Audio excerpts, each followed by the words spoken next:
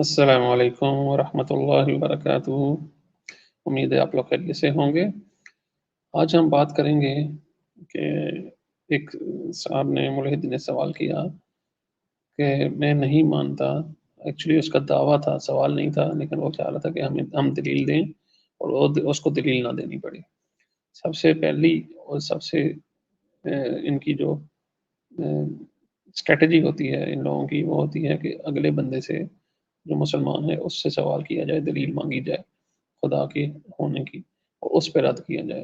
یہ خود کوئی دلیل نہیں دیں گے کبھی بھی یہ لوگ، نہ ان کے پاس کوئی دلیل ہے اللہ کی نہ ہونے کی، اور نہ یہ لوگ دے سکتے ہیں، کیونکہ اس کائنات میں انسان سے لے کر انسان کی تخلیق اور انسان کے تخلیق کا سارا پروسیجر اور انسان کی پوری وجود کے اندر کی چیزیں اور پوری کائنات اور سورج چاند ستارے گلیکسیز اور یونیورس جہاں جہاں تک سائنس پہنچ چکی ہے، ہر چیز اللہ تعالیٰ کا وجود کا منہ بولتا ثبوت ہے۔ یہ کبھی بھی اپنی کوئی دلیل نہیں دیں گے، جو ہم دلیل دیں گے اس کو رد کریں گے کسی نہ کسی طریقے سے، بھونگے طریقوں سے، اور اپنی کوئی دلیل نہیں دیں گے۔ تو یہ شخص بھی اسی نیت سے آیا تھا، اور یہ بھی یہ کہہ رہا تھا کہ میں نہیں مانتا کہ کوئی خدا ہے اور انسان کوئی پروڈکٹ نہیں ہے کہ اللہ اس کو بناتا جاتا ہے اور یہ دنیا میں تخلیق ہوتی ہے۔ اس کے کہنے کے بعد اس نے کہا کہ ماس، انرجی اور اسپیس، خلا، یہ تین چیزیں دنیا میں ہیں، کائنات میں ہیں، چوتھی چیز خدا کہاں سے آ گئی؟ اس کو کہا جائے کہ خدا چوتھی نہیں، پہلی چیز ہے، سب سے پہلی چیز خدا ہے، اس کے بعد اس نے ان چیزوں کو تخلیق کیا ہے۔ لیکن یہ اس شخص کا صرف دعویٰ ہے، یہ لے کر سوال آیا لیکن اس نے پیش دعویٰ کیا، نہ اس کی کوئی دلیل دی۔ اس کو جب دلیل مانگی گئی تو وہ کہنے لگا کہ دلیل آپ دیں کہ ہم جو کہہ رہے ہیں کہ دنیا شروع سے ہے، ہمیشہ سے ہے، یہ کائنات، اس چیز کی کوئی دلیل نہیں ہوتی، جس کو انگلش میں بولتے ہیں انفائنائٹ چیز کی کوئی دلیل نہیں ہوتی۔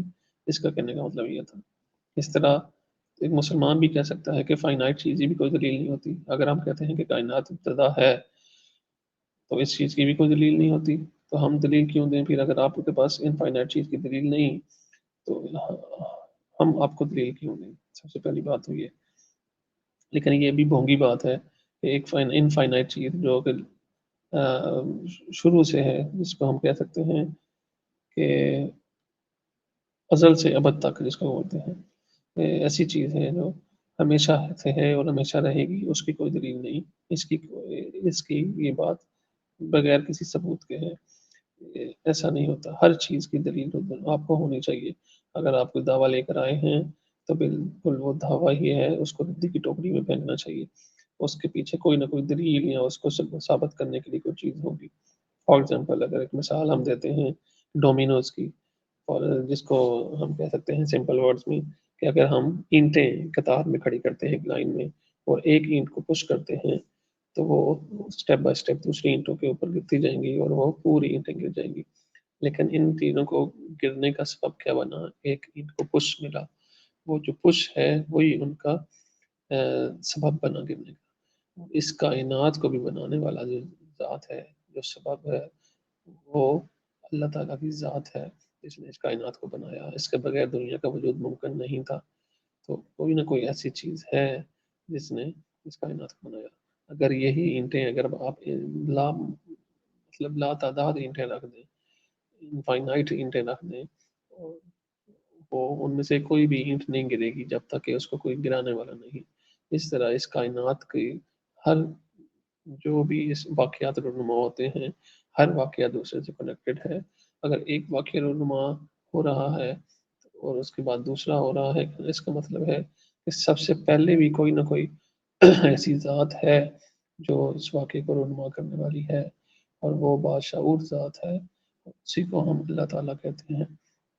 ایسا ہو نہیں سکتا کہ ایک چیز ایس واقعہ دنیا میں رونما ہو اور اس کے پیچھے کوئی اس کو رونما کرنے والا نہ ہو۔ تو ان صاحب کی جو دلیل ہے، جو دعویٰ لے کر آئے بغیر دلیل کے لے کر آئے، اور پھر بھی ہم نے ان کے بعد اپنے اللہ تعالیٰ کے وجود کی دلیل اس کو دے دی کہ ایسا پاسبل نہیں کہ واقعات کی جو کڑی ہے وہ کہیں سے بھی نہ ملتی ہو، اس کو کوئی نہ کوئی چلانے والا ہے، سائنس بھی یہ ثابت کرتی ہے آج کہ دنیا ایک وقت میں سٹارٹ ہوئی ہے، کائنات بگ بینگ تھیوری جس کو بولتے ہیں، کہ ایک بڑا دھماکہ ہوا کائنات میں جس سے چاند، ستارے، سورج، گلیکسیز اور پورا سولر سسٹم یہ وجود میں آیا اور ہماری زمین وجود میں آئی، اور اس کے بعد یہاں پہ زندگی کے آثار نمایاں ہوئے اور یہاں پہ نمودار ہوئے اور زندگی چل پڑی۔ تو اس کا سب سے چیزوں کا جو بنانے والا ہے وہ ایک اللہ ہے، اور اس کے علاوہ ایک عام انسان جس کے پاس اللہ تعالیٰ نے عقل دی ہے، جو کہ اگر مسخ نہیں ہوئی تو وہ آرام سے سوچ سکتا ہے، آسانی سے سوچ سکتا ہے کہ انسان کے وجود کے اندر کتنی دلیلیں ہیں اللہ تعالیٰ کی، اس کائنات کے اندر کتنی دلیلیں ہیں اللہ تعالیٰ کی، اور اس کائنات کے اندر سولر سسٹم ہے اور اس کا جو نظم ہے، جو ربط ہے آپس میں، سورج، چاند، ستاروں کی گردش ہے، اس میں چھوٹا سا بھی اگر ڈفرینس آ جائے تو پوری کائنات تباہ ہو سکتی ہے۔